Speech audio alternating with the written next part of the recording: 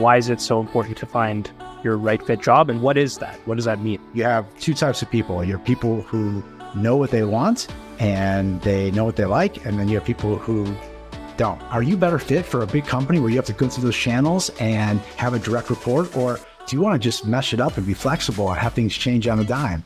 Some people it's great. Some people that's a nightmare. When you sit down and you really take time to think about what makes more sense for me personally, you can figure that out. People just don't spend the time doing it. Wake up, like these AI things that you can now play with become skills and make you more valuable. Like the people who rush to go learn that and consume that, they're going to be ahead. My company's purpose is to try to help people find a job they love. I'm just very passionate about that. And I think there's a way to do it. I think people need to hear it. I think young professionals can appreciate it when they hear it because it's more common sense, just not common practice. Okay, so Chad, the topic today is how to find your right fit job. And I guess the first question I have for you is, why is that such an important thing to do? I think a lot of people are in a state maybe where they're thinking, I just need any kind of job. And I think, would you say that's the wrong approach to take? Or I guess just generally speaking, why is it so important to find your right fit job? And what is that? What does that mean? So that's a great question. I don't know. I kind of look at it from a different perspective, which is why do so many people hate their jobs? And how is it that people get stuck in situations in jobs that are just not a good fit for them? And it really does start with the person's own reflection on what they want at the beginning of the process, which usually is not set up for success for someone seeking a job because they feel pressured and they're making decisions for the first time that they've never made before, and they haven't been taught how to make those decisions. So it's a big decision choosing a job right out of college, for example, or making a shift and transitioning to a new job. It all starts with knowing what you want. So I think right now there are some pretty heavy statistics for how many people hate their job. And I don't know, my company's purpose is to try to help people find a job they love. I'm very passionate about that. And I think there's a way to do it. I think people need to hear it. I think young professionals can appreciate it when they hear it because it's more common sense, just not common practice. Okay, and I guess let's walk through the journey. What does that look like? If you were speaking to me and I was just coming out of college and I don't know what I want to do, but I know that I need to get a job, where would you start with me? It's a great question. So I think every person's different because they all start that journey at certain times in their career. And since nobody's really in the same exact position as someone else, you have to kind of think about it in a way it's like, okay, depending on where you start, that would determine what would make logical sense to do next. And so let's start from the beginning of someone who's graduating and just trying to figure out what they want to do. And I think right now, the way things are unfolding in the business world, people having to transition in the middle of their career is not going to be so unlikely. So if you really think about it, people coming out of college and people figuring out, I need a new job, they're in the same boat. And you have two types of people. You have people who know what they want and they know what they like, and then you have people who don't. And so the first stage is doing an assessment and kind of getting some clarity on where's your starting point and do you know what you want? And you can either answer that with a yes or no. And if the answer is no, then you should be able to get some guidance as to what you need to make decisions on so that you can turn that into, yes, I know exactly what I want. And when people say they do know what they want or they don't know what they want, I guess how much do you need to know about what you want? Get more specific with that. Right. What are some good questions to ask yourself to figure out if you do know what you want? So this is what I call for me, it's a filter. And the way I would coach people is I'd say there are certain things that you can just decide that when you're searching for an opportunity, you're going to have to make the decision on this. So you should know why you feel the way you feel about working for a very big company with thousands of employees or working for a startup where there's less than 10 people and you're working hand in hand with the founder of the company. Those are two different worlds. And I think when people learn about some of the characteristics and what you can expect to experience in those worlds, you should be able to step back and know yourself enough to say, I'm more for that world, not so much that world. I can do both, But if I had to make a preference of what I'd like, it's that one. And I think too many times people make a decision based on some other type of, thing of the process that they're looking at, and they ignore the fact that they're going to just kind of go into this world. And meanwhile, that's what makes their personal world miserable, because they're in a system that is not a good fit. It's not a good alignment. And I think when you sit down and you really take time to think about what makes more sense for me personally, you can figure that out. People just don't spend the time doing it. Right. And so you mentioned the size of the company there. Yeah. And so when you were running your old business, did you have experience with employees coming in who just expected the type of environment, let's say, you guys were what, a medium-sized company? Would you define yourself as? Or? No, we were small. I would define a small company between, to about 120, 150 people. You're pretty small, even though it may not seem small, and you might have big revenue. But for the number of employees, I always classify, like, if you have under 10, 20 people, you're like a startup, you're just starting up. And if you have 30 people to 120, that's enough to be able to keep a real strong culture if you've got good leadership and you've got a good team. A medium-sized company, you're going to have a few hundred people. Large companies, 1,000. And then corporate, you're talking about 25,000, 50,000, 100,000 people. That's a whole nother level. What if I've never worked for any size company before, right, and I'm trying to figure out what kind of company would be a good fit for me? So then you need to learn what are the common characteristics that you'd see working at a very large company. What kind of issues am I going to have to deal with because there are so many people that are doing different things and a revolving door, and I don't even see the president or the CEO of the company, versus this world where there's a small company where I get to see the owner every single day, and everything I do, I'm the only person in this role. So like, you could be in such a different world that when you hear how one world operates versus this world, you can expect that in a large company, there's a lot of bureaucracy, there's a lot of channels, and it can take a long time to make a change. Where in a small company, they can do it today. And to some people, that's unbelievable. It drives them nuts watching people just stay in the same process. For some people, that's a blessing. They love that. They love that slow, consistent pace that they can actually see what's coming and not have any surprises. So there's a lot of dynamics to take into consideration. That's why it's real personal to you, like to you, Jacob. Like, are you better fit for a big company where you have to go through those channels and have a direct report? Or do you want to just mesh it up and be flexible and have things change on a dime? Some people, it's great. Some people, that's a nightmare. Yeah, it's funny as you were describing some of the challenges of working for a large company, or not challenges, but maybe benefits for some people. But as you were describing the bureaucracy and stuff like that, in my mind, I was thinking that sounds just like an absolute nightmare to me, which is obviously why I think find myself leaning towards working for startups and small right. companies. Right. What are some other criteria aside from the size of a company that matter? So I call them your non-negotiables. And the way I look at creating a filter for yourself, and the way that we'll coach people, is we'll say there are certain questions you just have to answer. Like, for example, what's your salary range and what's the minimum you'd be willing to, accept as an offer, and having a hard line. If you want to make $100,000 and you'd settle for 80, then 80 is your number, right? And so you just have that number, and it's important to have that number so that you can filter through things, because if that's a non-negotiable for you, then anything under that number, you don't even look at. And that saves you so much time.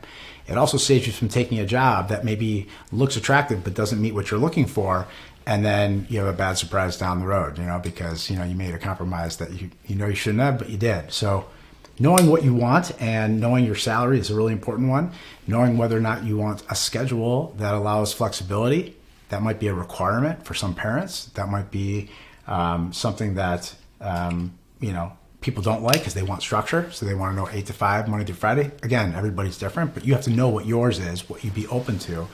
And if remote is a non-negotiable, then you're not going to look at companies that don't offer remote. Because if you do, and then you take a job for the wrong reason, and then you're stuck going in every day, and that makes you miserable, then it doesn't matter what you're going to be doing if you don't like it, because you want to work remote. You want to work from home, be with your family for whatever reason.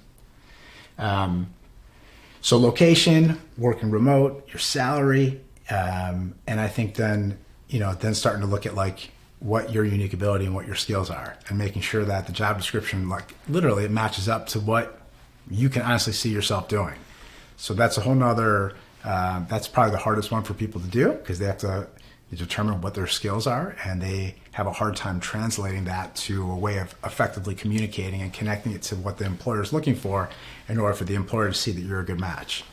And that's the secret. That's what hooks employers, when they can see that you're a great candidate because you did X, Y, and Z, and they think that you'd be someone who could be successful doing it for us, because that's what we need.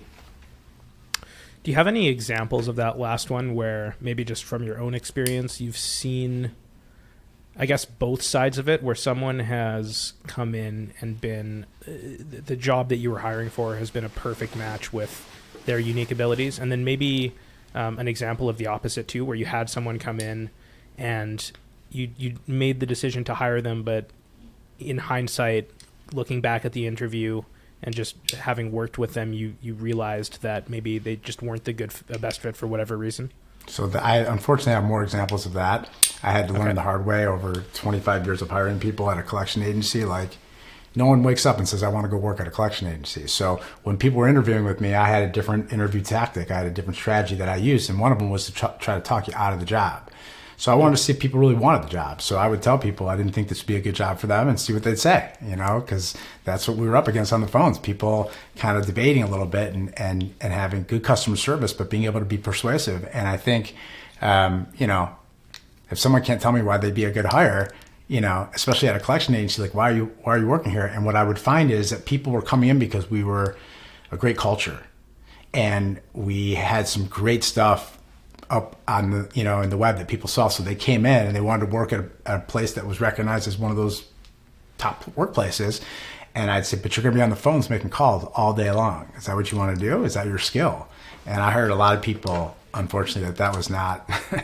And it didn't take long for us to see it. And the results suffered, and they were miserable. And I was probably a little bit too much of a pushover until I got a little bit tougher in my later years before I sold the company, that I started getting more hardcore with holding people accountable to it. Right. But at the interview, you would find that people would, do you think it was just because they needed a job and were like saying, so it's... And they liked what they saw. Like, we had a really cool onboarding process for our interview. So they came in and it was like, wow, this place is different. It's great. And, everyone's being so friendly. So they fell in love with the place, and they realized that the job's not a good job. So I do a lot of restructuring at my company, putting people in the right seat. As I started to learn as an entrepreneur, like, the reason your performance is bad is not because you're not a good employee. It's because you're in the wrong position. So I didn't want to just fire people. I wanted to put them in the right seat. It's much better if you can catch that first and then have someone have to call you out on it. I think for a lot of jobs, I would guess at least when I think back about my own career path, there have been very few jobs where it feels like, okay, this is a perfect fit. It checks all of my boxes. It's much more of like, this company seems good. I'm not entirely sure. And it's much more intuitive, I guess. You have a gut feeling and you make your best guess. When someone goes into an interview, and let's say they've taken stock of what they want, and they have a number for a salary that they're willing to accept, and they have an idea of what kind of culture, what size company they want to work for, and they go in and they find that the company that they're interviewing with matches some, but not all of doesn't check all their boxes. I guess, when is it okay to take that leap and just jump in, even though maybe you're not entirely sold and it doesn't check all of your boxes? How do you grapple with a situation like that? So I have a way of scoring my filter so that I know what my non-negotiables are and what I'm not willing to compromise on before I go into that position. So I'm not stuck in a situation like, what am I going to do? So, for example, I prioritize my list. To me, it's most important to work at a best place to work. That's the most important thing for me. And I need to make X dollars. That's a non-negotiable for me. And I would love to have health benefits and 401k, but it's not a deal breaker for me. So you have all of those tagged in your profile. So then you can decide, how you want to stack this job up against another job. And what I do is I just use a simple point system. I give them each point, and how many points does this job hit? And do they hit some of the ones that I have at the top, my most important ones? And that's how I make my decision. At some point, you have to make a decision. So if I narrow it down, I'll weigh out those pros and cons of both of those. And I'd say which one has more of what hopefully are be an indicator that I'd be happy versus picking one where they don't have what I want. So I think it's clear. It's why it's important to know what you want and what you need. There's a difference. Right. So when I was in college, I remember, I think more than anyone that I know or have met, I was just terrible for not knowing what I wanted in terms of different career paths to go to. The problem was I thought that, like, I was interested, and this has been a problem for me my whole life, a problem or a blessing maybe too, who knows. But I've been interested in so many different things, and I find myself drawn towards tons of different opportunities. Back when I was in college, for example, I remember I thought I wanted to be like a dog trainer at one point. And I thought I wanted to be like, maybe like speech pathology is something that I would enjoy. And I found myself back in those days drawn towards so many different possible paths. And if I would have done this exercise, like if I would have thought about finding my perfect fit at that age, I probably would have been able to justify why a dog trainer and at the same time a speech pathologist would be great for me. So I guess, how do you coach someone who, like me, is just interested in a whole bunch of different things and can make arguments for why each one of these very different opportunities would be a good fit? Well, for me, when I talk to someone, I could ask them a question and I could just tell if they're genuine or not about the why behind why they want what they say they want. And if you can give me 3 good solid whys for why you want to be a dog trainer, I'm looking at, like, do I believe this guy? Do I think he's full of it? And if I believe that you can, then why can't you? If you put your mind to something, you're the only one who can stop it, yourself. So, I think the people who are successful, they have an aim and they're moving towards it. So if you told me that you want to be that dog trainer and you want to go take a class and get cert, okay. So who am I to say anything different? So I think I'm attracted and inspired by people who know what they want and know why they want it. And I know the only way to do that is if you actually put thought behind that and put some pen to paper and actually really process that and have someone you can talk to that's like a truth teller that can challenge you and, just try to understand your reasoning for why you believe what you believe. And I think if you have clarity, that's all that matters. It doesn't matter what anyone else says. And I don't know, I think it's important to know what you want. So to answer your question, I think you have to be realistic as well. So one may be able to earn a really good living and one may not, and that you have to decide how important that is for you. But I think right now you have no excuse other than to go explore. And what I would say is you play. If you're at a point in your life where you can play with different ways of being creative and use all of your ideas and things that you're interested in, one should stick if you're good at it, if you're that good at it. So yeah. We define a unique ability as something you're good at that you love. So there's something in there.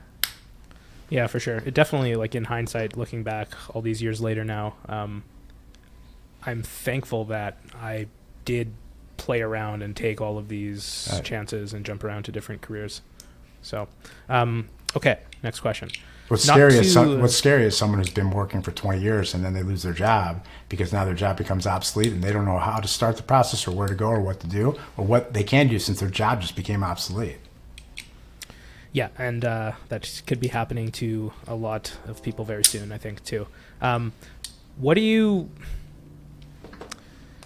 I guess on that topic and just how fast everything is changing, I think that it's very rare, when we're talking about right fit job, I guess what in your mind is the time frame on a right fit job in terms of let's say you find your perfect job, you just keep working there as long as you're happy, as long as the company's going, or what is I guess what I'm getting at is it seems so rare these days, even if you do love your job, that the average person sticks around at a job for any longer than 5 years. How has your thinking on I guess just that alone changed over the years as you've seen? Nothing. Change? I mean, look, it didn't change much forever until November when ChatGPT came out and AI got released, and I realized in the first week what they just unleashed and how much that's going to change everything. And so, as someone who's always trying to forward think, and I'm always trying to be in that visionary state for my company and for what's coming down the pipeline, I've had the opportunity to consume a lot of information. And I think when you learn what's going on and what already started, you get a real big wake-up call. And I don't think that has hit mainstream yet, and I think people should be worried. I mean, I've been able to do things that I could never do. And what that does for individuals in college is it puts them on a different playing field than anyone coming out of college has ever been on. Meaning, like, you can have 10 years of experience in marketing today, and that makes you so valuable that you make $175,000 a year. And now your job just became automated in ways that you could never have possibly imagined. And a college kid has a better shot at learning this new way of using it that makes them more valuable than you.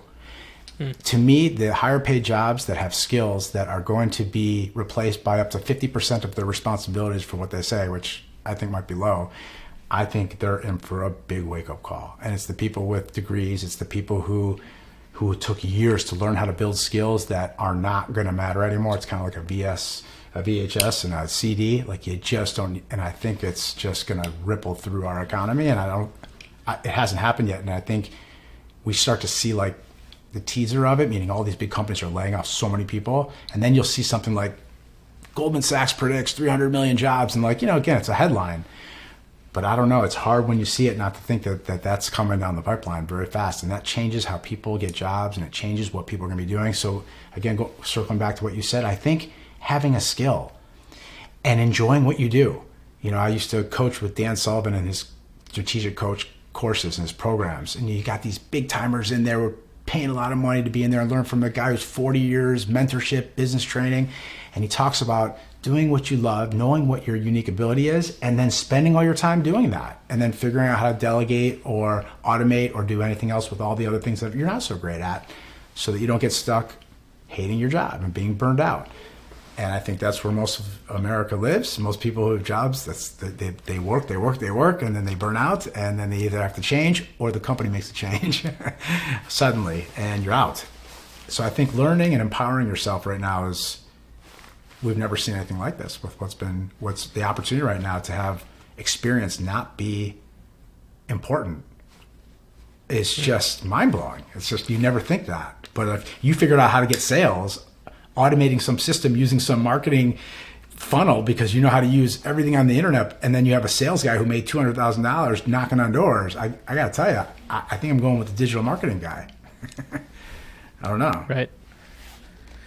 Yeah. So I think what I hear you saying too is just AI has got to be part of the strategy as far as you're concerned. I think learning how to use the tools becomes skills that you can then showcase on your resume, and you can have conversations about real business problems that businesses that could use that solution, and you can do it. I think that's very valuable to have, and I don't think you need to have degrees to be able to have that. And I think you can learn what those tools are and what those things that business owners have as pain points. And if you learn how to solve that problem, you become valuable. Mm-hmm.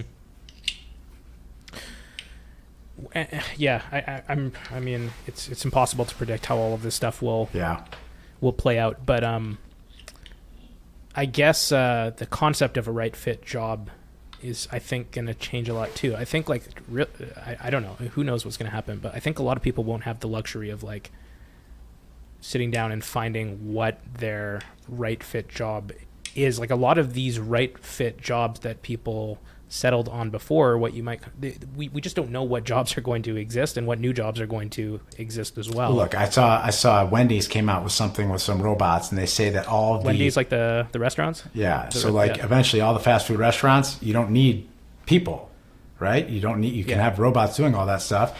And so if you think about all the jobs that across the country, if you traveled across the country, how many people are working in all these fast food restaurants? And if you look at the different industries, that same thing will happen. Line workers, whatever it is. Drivers is the biggest. Drivers. Yeah. Where are these people going to go get jobs? They're not skilled to get higher level jobs. That's why they have the job they have. And those entry level jobs are gone. And so you gotta learn how there's going to be a new expression of how people do business, and you have to become valuable in some capacity. And that is either going to be doing it for someone else as an employee or doing it for yourself. And you don't need to be an entrepreneur to do it for yourself. You just have to be able to know how to do something that people want and provide value and be their hero. And when you can be their hero and you can deliver what they want, and you could figure out how to get in front of people that need what you have or what you could do, you either go down that route or you take a safer route and you go work for someone. And so the hard part about the right fit is that you still also have to find the right company to work for. Right, but or yourself, right? Do you think that everyone has that capacity to be able to, let's say that you got laid off after, maybe driving a truck for 20 years, and you're thinking about you got to find out what's next, maybe entrepreneurship for you. But what you said is entrepreneurship. It's not. Why is that not entrepreneurship? Starting something yourself. I kind of look at something like, when people think entrepreneurship, they think of like a CEO and they think some guy who's running a company, some gal who's doing, but you don't have to run a company. You don't even have to have a company with people to be self-employed. And what that means is you just don't work for anyone. You don't have to answer to anyone except for yourself. And, you get to make all the decisions. So there's a lot of freedom there. And when COVID hit, millions of people filed for business licenses for a reason. They got laid off and they wanted to make money. So they figured, hey, I got to go figure this out. And I would say the guy who's a truck driver, I guarantee you that guy's got some skill that most people don't have. He either knows or he doesn't know, or he knows and doesn't realize that that's a skill that people think would be valuable. And again, he stopped in his tracks because who wants to go start their own business? I can't do that. I have to put food on the table. But there's a process to go explore that. Like, what would I have to do next? I don't know. Like, maybe you'll find out that you could do the next step. And typically that's how successful people do things. They take the next step and it leads to opportunities that you never would have saw unless you took that next step. Right. Okay. So let's imagine, that you know exactly what it is you want and you've written all of this down and you're ready to get some interviews. What's the next step after that? Is it really just like come to Restart? Come to Restart. We'll try to help you find it. You try to collaborate and integrate with like recruiters, and you do your due diligence, right? You figure out a system that works for you, that allows you to effectively review opportunities that make sense and leverage third parties however you can, without having to pay for it, right? And then decide if you are going to make any type of investment, why you would make an investment to get help in doing anything. As a job seeker, you shouldn't have to. You have recruiters who are making money off placing you, so they have the opportunities. So you just have to filter through those opportunities and see if any of them meet what you're looking for. And I think there's a number of ways people can do that. And again, you can research that, and it's endless. But I think there are lots of tools out there that people can use too that could make that process more efficient for them. And that's what we tried to do with Restart, is give people a process that they can't get anywhere else. And I haven't found it yet. I've been searching. So that's why I'm trying to build it. It's just putting your head down and grinding and looking for that match. Yeah, and like just, and shifting and pivoting and figuring out what people want and what works. I mean, I think, the thing with jobs, it's tangible. You either like have a job to look at that's legit, a good company that I want to apply for, and I can apply to a process that actually makes sense, that works, that I'll get feedback and I'll know if I'm going to get the job or not. And it seems to be in line with what I want. People just lived in that space, they'd get jobs a lot faster. But the average person takes 5 months to get a job. It's a long time to be unemployed. And I think a lot of it's due to the fact that people are just spamming the resume out to as many people as possible, hoping to hear back from people. And it's just not the way people are hiring anymore. So again, employers have taken the human beings out of the process. They've automated that system, and you better be ready to do the hard work on your resume to customize it so that if you want to be seen by the bigger companies who are using these applicant tracking systems, that you're not failing the format system or the best practices for your resume in order to be seen by a human being. Did you guys use an applicant tracking system at Choice? I don't think so. I think the companies that are probably around, I'd say 7,500 people up, we were just in that range. And we had someone, I had part-timers, I had full-time, I had tried a bunch of, our payroll company had one of those, but I don't think we ever really used one that made sense. I think at one point the team was using it at the end before I sold it, and I think we just didn't use it right. I don't think we got as many responses as some of the other big companies got. I do know that when I interview people and I ask them what they've been doing as they've been searching for a job, I always heard them say the same thing, which is go on the job boards and, just send their resume out. And I also knew that a lot of people didn't realize that They didn't know why they were there interviewing with me. Like you said, they were just desperate to get a job, and they really didn't know what they wanted. And a lot of people are just lost. I think that's just normal.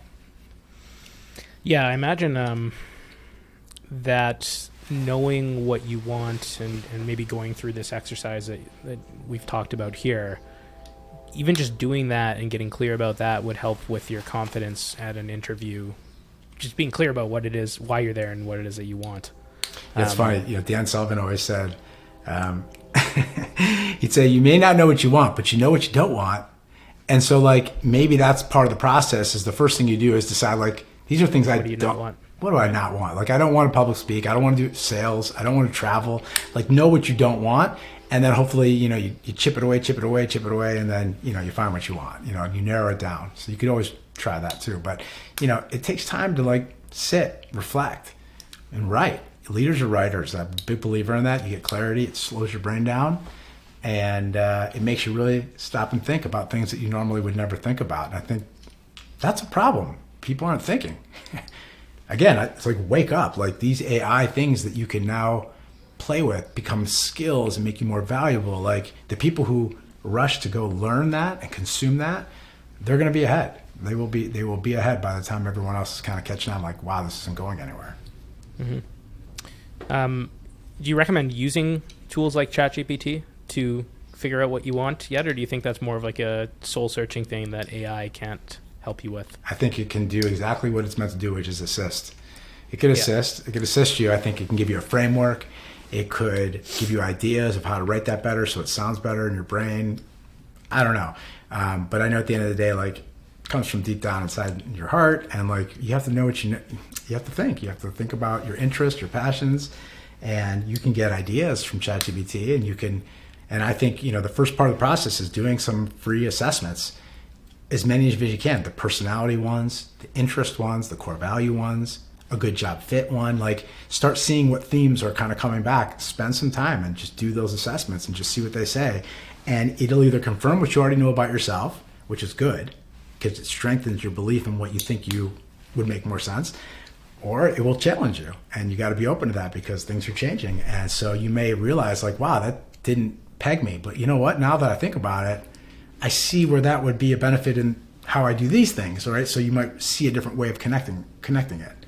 And you just never know. I mean, look, in my own company, I ran a collection agency. And if you asked me what I did, I wouldn't say I was running a collection agency. I was helping people get jobs. It's what you identify with. And it starts with you getting clear on paper what you want. And I hate to sound corny about it, but you got to dream big and you got to really have a big aim that you're going for. I think people don't do that. They say 3% of people don't.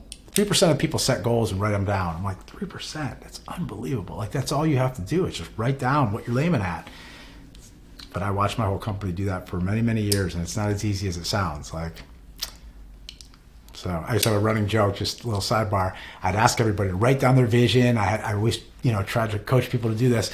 So they would turn it in on my desk, and then some people would turn it on a napkin, some people on a half piece of paper, and some people like in a nice, so I used to stand up in front of my whole company in these meetings and go, your goals are not meant to be on these napkins. And I used to always like joke around about the napkins because people would write these things down. They'd shove them in their drawers, close their drawers. But they don't realize if you just put it in front of you and you're looking at it every day, it's so much more likely for you to go after and hit that goal than you would if you just threw the napkin away. So I don't know. I just saw it day in and day out. Funny. You think, last question for you, I'm going to ask you to make a prediction too. Do you think 5 years into the future that, you gave some, or at least mentioned that the numbers for the number of people who hate their jobs is not looking good today. Do you think in 5 years that number is better, worse, or where do you think we are speaking at the macro level right now? So I think it's going to be so much better because I think people are going to be forced to get really uncomfortable very soon. And then they're going to be forced to figure out what's my next move, right? And now there are tools and there are going to be services like ours that are going to be able to help people. And I think people are going to have a much clearer picture for what they're going to be doing as their next expression and whatever they transition to. And they're going to be more wise based on coming from a different world in a way. And I think it's going to really force people to pick things that they like, that they enjoy. it's a fresh start. And I think it's a perfect opportunity for people to wipe the slate clean and kind of like start over. And I think with the new technology that's been leashed out, it really creates opportunities for so many people that never had the opportunity before to even be playing in the game. But now it's like right from your basement, it's normal. Yeah, I think it's exciting, it's inspiring, it's terrifying, it's all of those things at once. But it's just crazy times that we're living through. So Yeah. all right. Well, thanks for listening, everyone, and All right, thank you. see you in the next one. Bye bye. All right, peace.